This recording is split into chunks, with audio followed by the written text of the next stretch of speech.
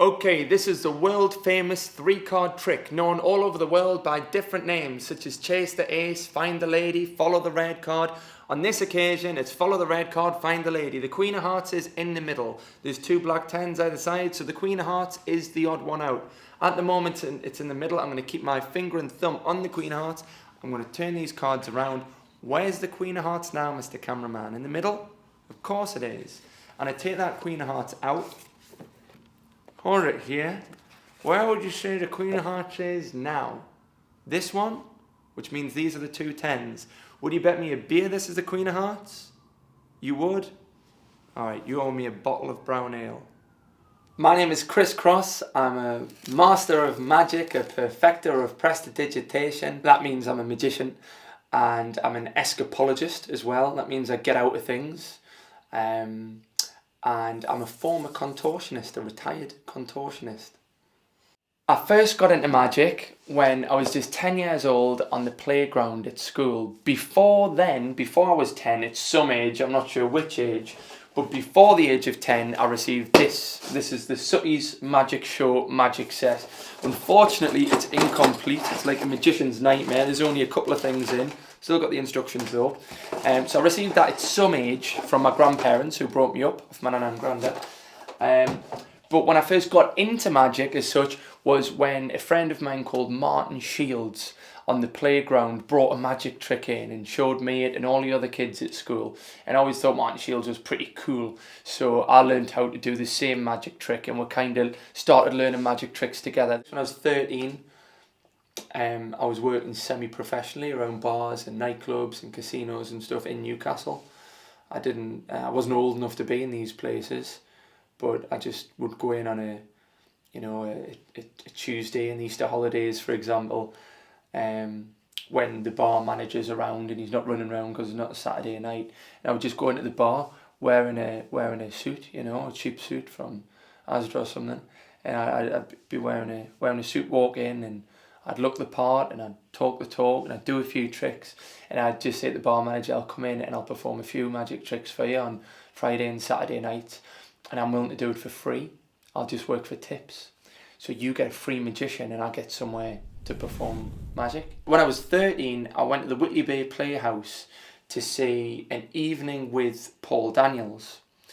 I was too young to see the Paul Daniels magic show when it was on the television, and I was also too young to get the Paul Daniels magic set.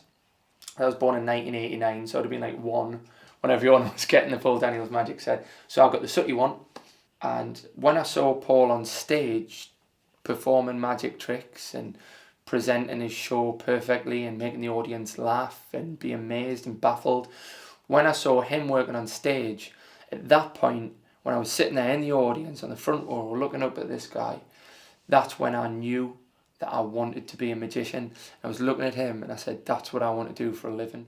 Okay, I've got one completely empty bag, nothing at all inside the bag. I'm going to close the bag and I'm going to place it right here on the mic stand. I will take ping pong ball number 1 into my left hand. And ping pong ball number 1 lands inside the bag. Ping pong ball number 2 also lands inside the red bag. Ping pong ball number 3 also lands inside the red bag. If you don't believe me, look, nothing in the hands. But ping pong ball number 1 is inside the bag. Ping pong ball number 2 is inside the bag. And last but by no means least, ping pong ball number 3 is in the bag. 'Tis magic. I couldn't get that many gigs, so I started to do a magic show on the street, and street performing was great. So I would stand outside a McDonald's in front of Entrance Dalton Square, right in the middle of Northumberland Street, with my magic table and some tricks, and I would do little shows and at the end hold the hat out, getting donations in the hat at the end. But the money wasn't really great. I'd be knocking out 20 little magic shows a day on a Monday, a Tuesday, a Wednesday, a Thursday, and not really making that much with people putting pennies in and stuff, and it wasn't great. So I realised what I needed to do is something bigger and better and more visual. I was just getting little audiences, small audiences of like 20, 30 people around my little table to watch my little tricks.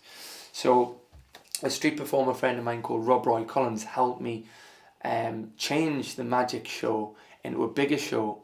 Me and Rob sat down one night and said, what bigger tricks have you got? And then, I did the arm thing and said I can do weird things like this, yeah. And he said, that's not normal. I can clap my hands with my elbows.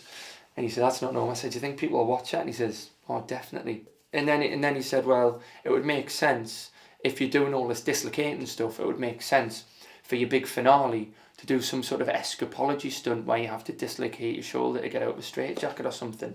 Between the ages of 16 and 21, I changed my act from being a magician and becoming a contortionist and escapologist, and everything was going great. But then in 2011, when I was 22, my shoulders really started to hurt. So I went to see doctors and everything. They told me not to do it. I still carried on doing it for another year or two, but I had to stop. I stopped the contortion act altogether. But I had a great time doing it. So what I did after stopping the contortion act is I went back to all of the hotels and restaurants and people like that I contacted when I was 16, saying, hi there, my name's Chris, I'm a magician, I'd love to come along and work in your hotel or in your restaurant. We were going, oh, Chris Cross, oh, you're that guy who's entertained, like perform magic tricks for Prince Charles, or perform magic tricks for Mike Tyson, perform magic tricks for the Hairy Bikers and Alice Cooper, or perform magic tricks for David Hasselhoff and Talisa, or perform magic tricks for William Shatner, or perform magic tricks for Alan Shearer and Tim Healy, or perform magic tricks for Sir David Jason, or whatever. They knew who I was now. So they were saying, yes, we want to make you resident magician at our hotel or resident magician in our restaurant. So I'd gone full circle. One of my biggest achievements, I think, is becoming an author. I've actually written this. It's called The Geordie Book of Magic. It teaches you how to do a dozen Northeast theme magic tricks. It comes with a DVD in the back and a pack of trick cards in an envelope. It's illustrated beautifully by Davy Jones of the Viz comic, and it's got a foreword in there by the lovely Debbie McGee as well. So it's a cracking book. It's suitable for all ages, kids and adults, and it teaches you how to do a dozen Geordie magic tricks. Magic to me is my life. It's all I do, it's all I've done, it's what I'm doing now, it's what I'm going to be doing tonight, magic to me is everything. It's not just a job, it's a lifestyle, Being a magician isn't just like turning up to work at 9 o'clock in the morning and leaving work at 5 o'clock at night, and then coming home and forgetting about it. Magic is constant. My phone might ring at 3 o'clock in the morning because somebody from the other side of the world wants to hire me, so I've got to answer the phone. I'm going to take the book and get up and put my diary on. So magic to me is a hobby that's become a business, that's become a lifestyle. So there's one empty hat right here. Okay, one empty hat, just here. Okay, cool. Taking tablets for that. And I've got one pan here. Now this pan fits inside the hat. Yes, fits inside the hat. And inside the pan I'm going to put a few ingredients. Now this isn't just a normal pan. This in fact is a Geordie chip pan, right? This is the national food of Newcastle, a Geordie chip pan, right? We're going to put some potatoes. Oops, we'll put some potatoes. That's gravity. Usually it happens when you take your clothes off. I'm going to put some potatoes in the Geordie chip pan.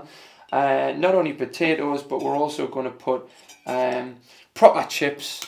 We're going to put some vinegar in. So we've got some potatoes, we've got some vinegar, we've got some salt here. We've got some salt going into the pan, salt and vinegar and potatoes. There we go. We'll put those inside the pan, and we're gonna.